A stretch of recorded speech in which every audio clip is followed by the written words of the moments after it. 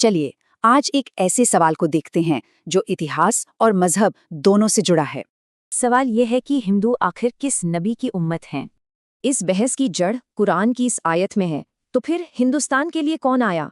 ये सोर्स कहता है कि इस्लाम की शुरुआत असल में अरब से नहीं बल्कि भारत से हुई।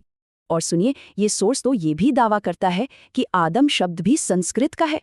सबूत के तौर पर दुनिया बनने की इन कहानियों में काफी समानताएं दिखाई जाती हैं। अब बात एक और बड़े पैगंबर की होती है जिन्हें वेदों के एक खास किरदार से जोड़ा जाता है। ये वही है जो महाप्रलय से बचे थे। तो क्या ये वैदिक मनु ही है? सोर्स के मुताबिक पैगंबर नूह और वैदिक मनु की कहानियों में सीधी समानताएं हैं।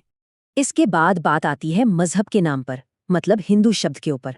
कहा जाता है कि हिंदू तो बस एक ज्योग्राफिकल पहचान है, असली नाम कुछ और था। वो नाम है सनातन धर्म।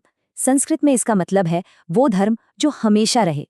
और इसी हमेशा रहने वाले धर्म को सोर्स कुरान में इस्लाम की परिभाषा से जोड़ता है। तो फिर सवाल ये है कि अगर कनेक्शन इतना साफ है तो ये बात सब क्यों नहीं जानते? इसके जवाब के लिए सोर्स हमें क़यामत के दिन से जुड़ी एक हदीस की तरफ ले जाता है।